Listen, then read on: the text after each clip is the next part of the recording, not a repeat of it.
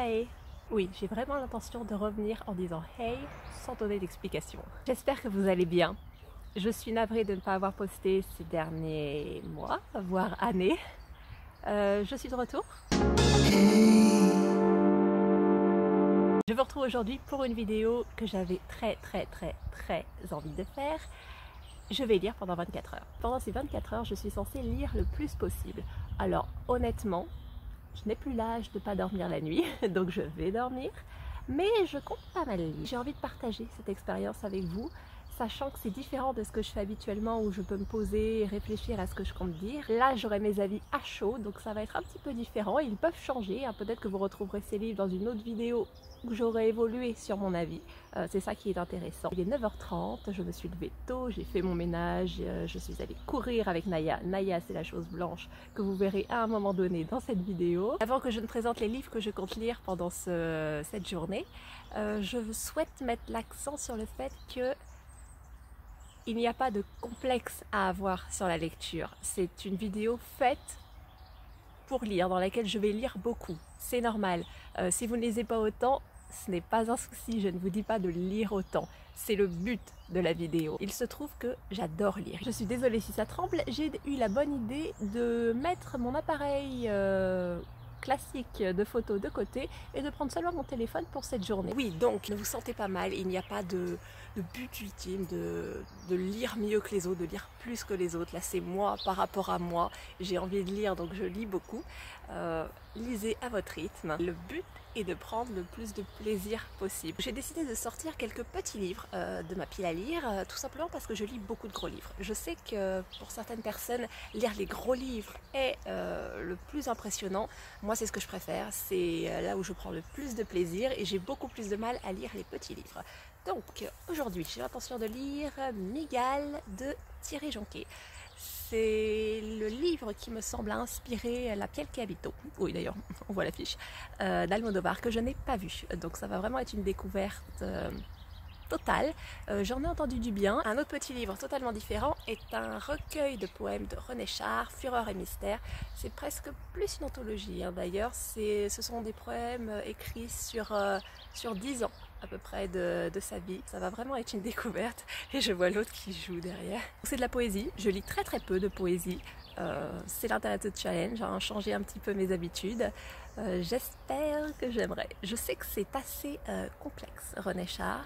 Donc je vais prendre mon temps. Ensuite j'ai ma tablette pour lire Mrs. Dalloway de Virginia Woolf qui est tombée dans le domaine public, donc que j'ai pu télécharger gratuitement. Et oui, je n'ai toujours pas lu cet ouvrage. Je pense qu'il est temps. Et finalement je souhaite lire comment c'est en français, Blanc Mortel de Robert Galbraith, qui n'est autre que J.K. Rowling. C'est le 4e tome des aventures de Cormoran Strike, donc sa série de détectives qui se passe à Londres, que j'aime plutôt bien. Je l'avais commencé, je dois avoir encore un marque-page, oui.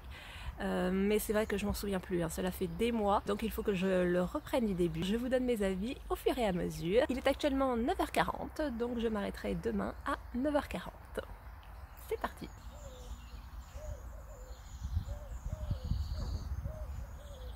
Alors je vais commencer par Mygale de Thierry Jonquet. C'est un petit livre, comme ça je pense le finir donc ce matin et peut-être même entamer un autre.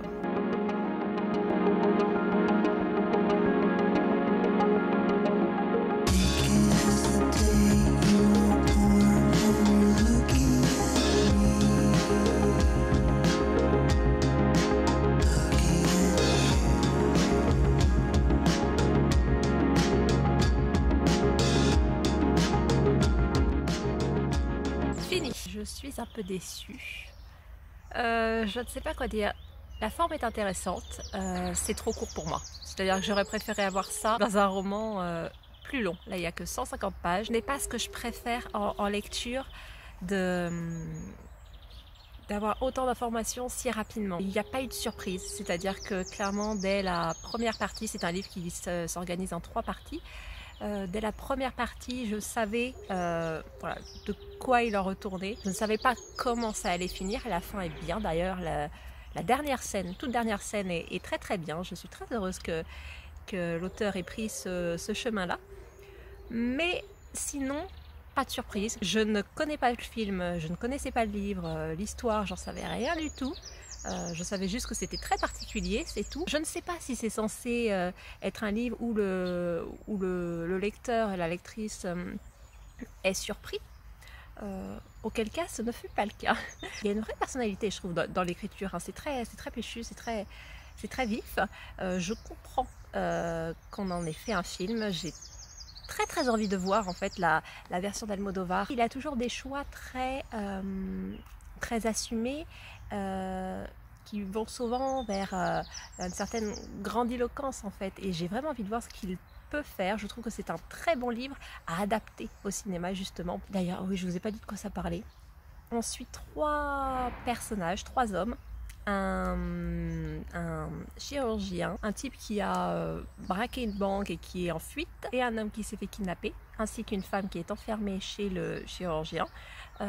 Toutes ces histoires s'imbriquent et c'est intéressant, un petit peu masculin pour moi. Les femmes sont quand même assez considérées soit comme des victimes, soit comme des punitions grosso modo. J'ai évité d'avoir un avis trop politique en fait en lisant ce livre. Je voulais simplement profiter de... Et en fait je pars vraiment dans des... J'ai l'impression que dans les autres vlogs les gens ils donnent des tout petits avis et tout, et moi ça part dans des délires. Je ne sais pas si vous voyez la fumée qui m'entoure, je vais devoir rentrer. Mon voisin est en train de faire un feu. On est complètement enfumé. Bien, nous sommes rentrés. Je viens de me souvenir que je possède un livre de Siri Husved qui s'intitule, attendez, je l'ai là, voilà, Une femme regarde les hommes, regardez les femmes, où elle propose un essai sur le regard des femmes dans l'art, notamment la peinture, la photographie. J'ai aperçu qu'elle proposait un chapitre sur Almodovar, donc je me suis dit que voilà, La piel che habito, Almodovar, voilà tout ça. Donc je pense que je vais me lire la préface et ensuite le chapitre sur Almodovar. Hey, I meant to tell you just the other day.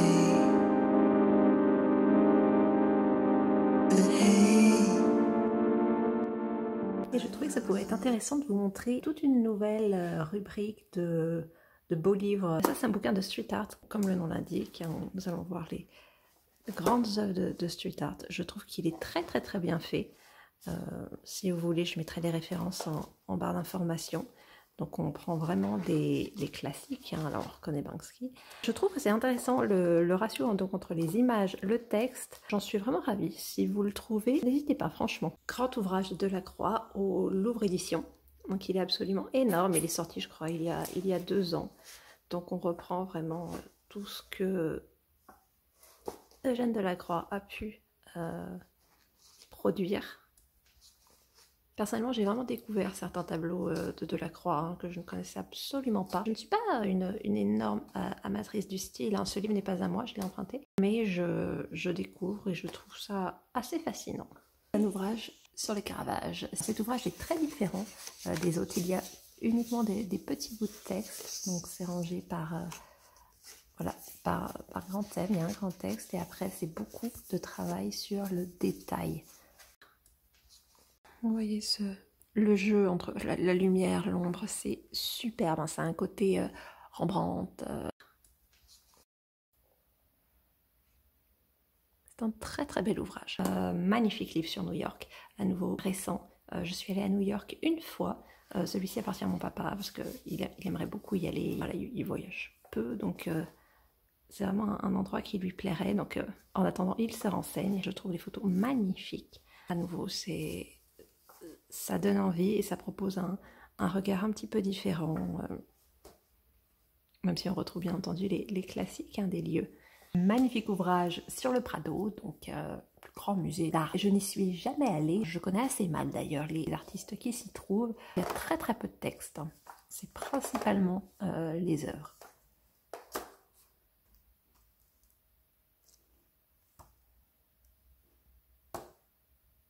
Un autre livre de musée, musée d'Orsay, vous savez à quel point j'adore ce musée. Très bien construit à nouveau, il a 2-3 ans un maximum. Donc on a des photos pleine page, il y a également des photos réduites, demi-page, quart de page. J'adore la manière dont c'est fait, c'est varié, C'est vraiment plaisant pour le regard, vous voyez. Comment je fais ça?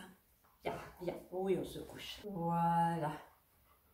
Alors, j'ai donc fini le petit essai. Elle met en opposition, on va dire, Almodovar et Mapplethorpe. Almodovar, le cinéaste, Mapplethorpe, le photographe. Ils ont beaucoup de liens, tous les deux, hein, notamment le fait que Almodovar ait organisé donc l'exposition sur ce photographe, mais en même temps il reste très opposé dans la manière de faire. Almodovar est très grandiloquent, il aime la couleur, il met beaucoup en avant les femmes.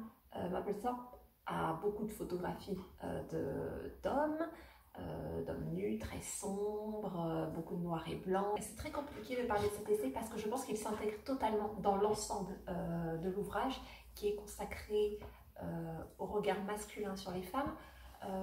Mais aussi un travail de neurosciences. Ce n'est pas ce qui est le plus abordé dans l'essai que j'ai lu, donc j'ai très envie d'étudier ça. L'art, le sexe, la pornographie également, ce sont des thèmes que l'on trouve dans ce que j'ai lu et dans l'ensemble de l'œuvre, mais je pense qu'il vaut mieux que je lise tout. Je ne le ferai pas aujourd'hui, bien, c'est trop long, ça demande vraiment de se poser trop longtemps. Je pense qu'il faudrait que je vous en parle une fois que j'aurai terminé de lire l'ensemble. Oui, c'est quoi cette grosse bête?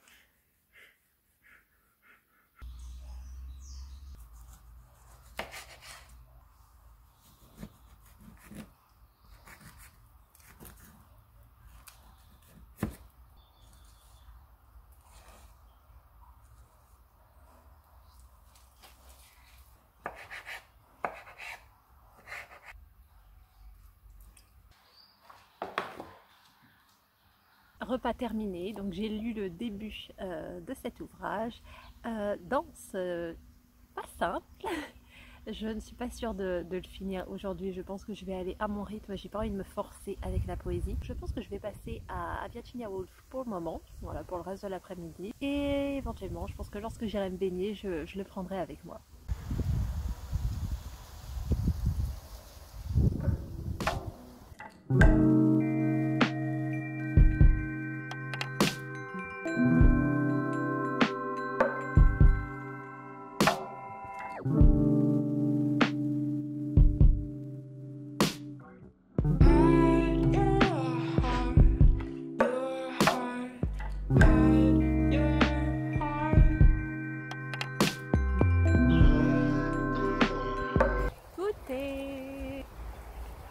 Trop chaud. Toujours là. J'ai difficilement avancé. J'ai fait une sieste. Je dois continuer.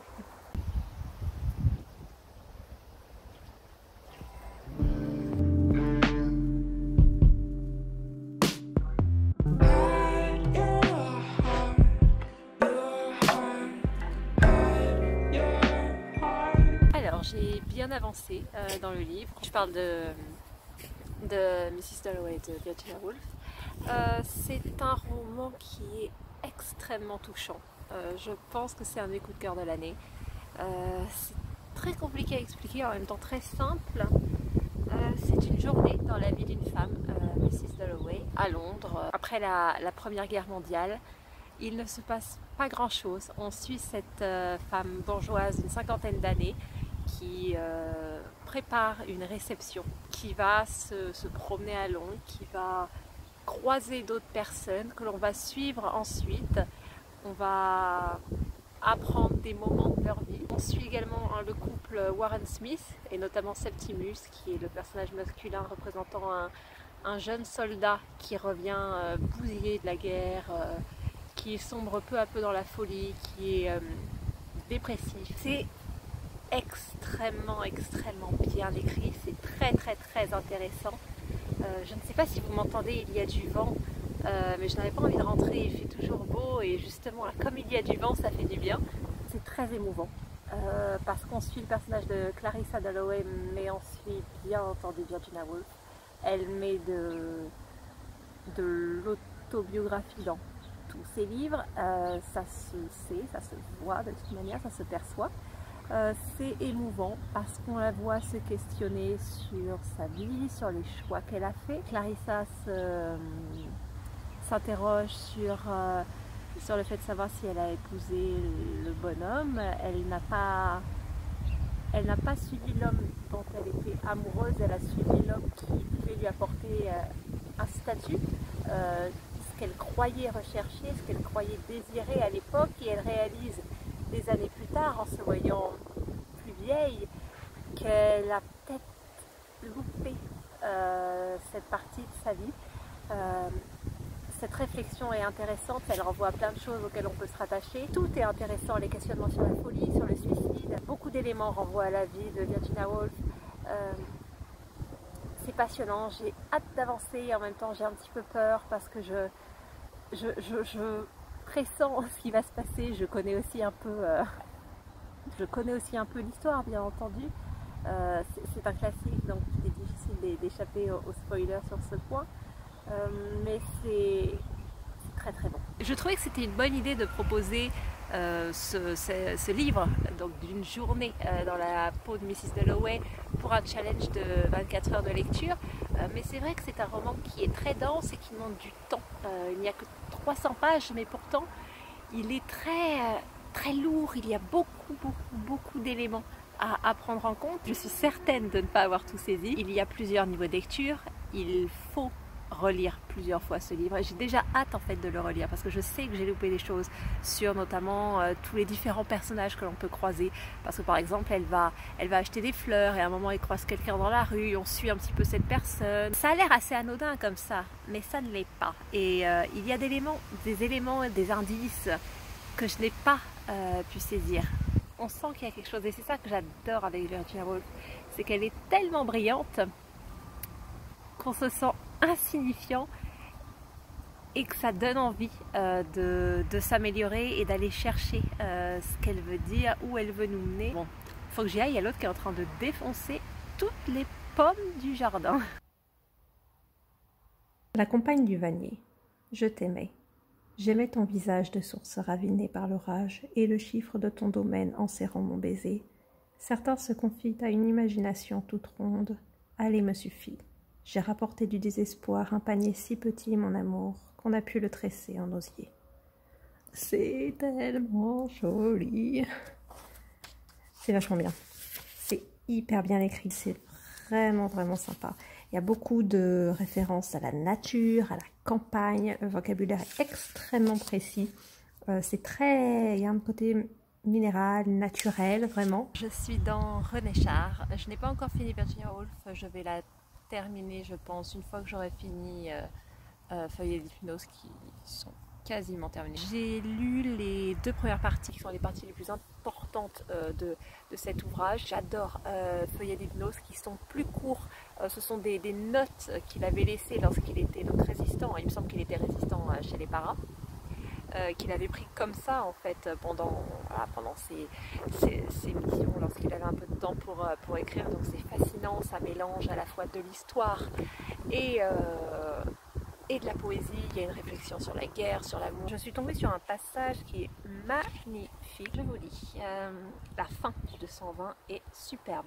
Ô vie, donne s'il est encore temps aux vivants un peu de ton bon sens subtil, sans la vanité qui abuse, et par-dessus tout peut-être donne-leur la certitude que tu n'es pas aussi accidentelle et privée de remords qu'on le dit. Ce n'est pas la flèche qui est hideuse, c'est le croc. C'est très intelligent, c'est bien écrit. Je dois comprendre probablement 5% de ce que je lis.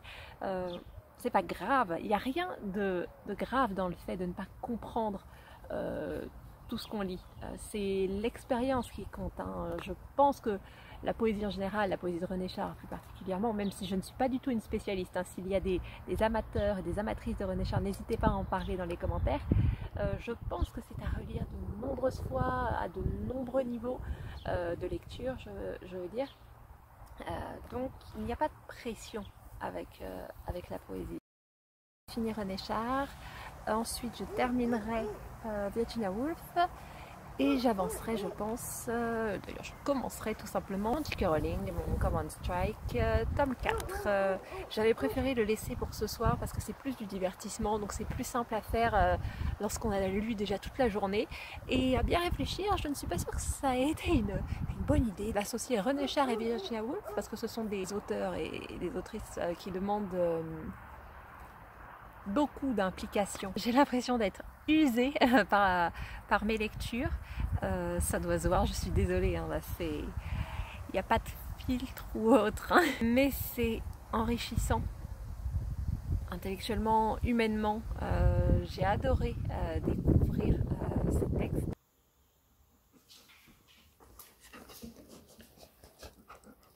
Mais je dois lire. Et voilà, Mrs. Dalloway est terminée. Je commence donc Plan Mortel.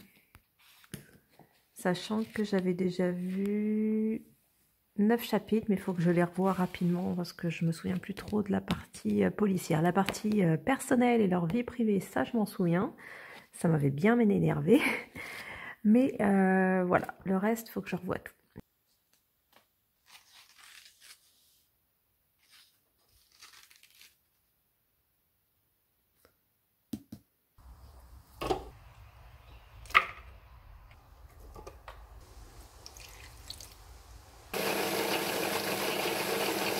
Alors, je vous retrouve le lendemain, il est 8 h à peu près. J'ai beaucoup lu cette nuit, tout simplement parce qu'il a fait très chaud, j'ai peu dormi, donc j'ai lu, j'ai maté des séries et j'ai cuisiné parce qu'aujourd'hui c'est ma journée Brie Van der Kamp, j'ai un repas familial à préparer, donc beaucoup de préparation. En ce qui concerne la lecture, donc je suis à la moitié de ce livre. Je vais continuer un petit peu parce qu'il me reste donc normalement 1 h 40 de lecture. Et je vous fais un bilan de tout ça. Allez.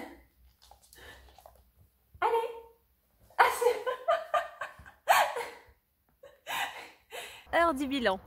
Ce fut un challenge intéressant. C'est pas simple en fait, 24 heures, je ne sais pas vous, mais personnellement, dès qu'il y a une obligation, j'ai plus envie de faire la chose. Donc lorsque je me dis je suis obligée de lire pendant 24 heures, ce qui normalement est un énorme plaisir, j'ai envie de faire autre chose. J'ai envie de voir des films, j'ai envie de voir des séries, j'ai envie de sortir, j'ai envie d'aller courir. Quoique non, peut-être pas jusque là. Miguel n'a pas été un coup de cœur, c'est bien écrit, on voit qu'il y a de la personnalité, mais pour moi c'est trop petit et trop prévisible. J'ai adoré Mrs. Dalloway, je pense que c'est un coup de cœur de l'année. C'est un livre qui est parfait, parfait. Il est extrêmement bien écrit, il est intelligent, il y a plusieurs niveaux de lecture, il est compréhensible pourtant. Je pense que beaucoup de femmes peuvent s'y retrouver. Personnellement, je ne ressemble pas au personnage de Clarissa, je n'ai pas 50 ans, je ne suis pas mariée, je me contrefiche complètement du statut social. Et pourtant, j'ai été touchée, je me suis sentie concernée par ses propos, je me suis reconnue dedans, je pense que tout le monde peut se reconnaître dedans. Et c'est vraiment une expérience en soi, cet ouvrage. Je le recommande à tout le monde. Pour les femmes qui regardent les hommes, qui regardent les femmes, il faut que je le continue. De toute évidence, ça ne suffit pas. J'ai lu les chapitres, donc je sais de qui elle parle dans les autres. Ça donne très envie. J'ai envie d'en découvrir plus sur elle, notamment sur ses romans que je ne connais pas. René Char, excellent, à nouveau. Plus difficile à comprendre. Je pense que ça demande à être lu plusieurs fois. Et finalement, le Cormoran Strike, j'aime beaucoup cette saga. Il y a des choses que je n'aime pas, des points précis, notamment ces personnages masculins sont terribles dedans. J'ai vraiment du mal avec eux, même Cormoran, hein, il y a des moments c'est vraiment le gros macho de première. Je m'étonne qu'elle propose une série autant ciblée sur un homme un petit peu à l'ancienne, vous voyez, on est dans du détective un petit peu à l'ancienne. J'adore le personnage de Robin et pourtant elle fait des choix qui sont horribles, qui m'énervent. Souvent j'ai eu envie de fermer ce livre et de dire mais réveille-toi, alors que je sais bien que c'est pas elle, je sais bien qu'elle est dans un processus de manipulation et que c'est très compliqué de se sortir de toutes ces relations nocives. Donc je m'efforce de ne pas lui en vouloir. En ce qui concerne le policier même, ce que j'aime assez, c'est que on n'est jamais sûr de la fin. On ne trouve pas forcément le coupable immédiatement. On ne sait pas comment ça va être résolu. J'aime ça, j'aime l'ambiance. J.K. Rowling, c'est une tueuse pour créer les ambiances, l'ambiance londonienne sur Denmark Street et autres, c'est vraiment jouissif. Là on se retrouve avec un jeune homme qui a l'air un petit peu perturbé, qui vient donc voir Cormoran pour lui dire qu'il a été témoin d'un meurtre lorsqu'il était enfant, et donc il va mener l'enquête avec Robin et son agence de détective pour découvrir ce qu'il en est, sachant qu'il ne va pas rester uniquement à cette affaire, il va partir dans, on va dire, dans des sphères plus élevées. Il y a des thèmes à chacun des livres. J'avais beaucoup aimé les thèmes du tome 3 qui étaient très centrés sur les femmes, sur les relations abusives dans lesquelles elles sont et où elles sont victimes. Extrêmement intéressant comme thème, ça m'avait un petit peu rappelé Broadchurch saison 3 justement, qui était merveilleuse. Je dérive. Là le thème est autre, je ne vais pas forcément trop développer parce que déjà je l'ai pas fini, donc ça peut changer.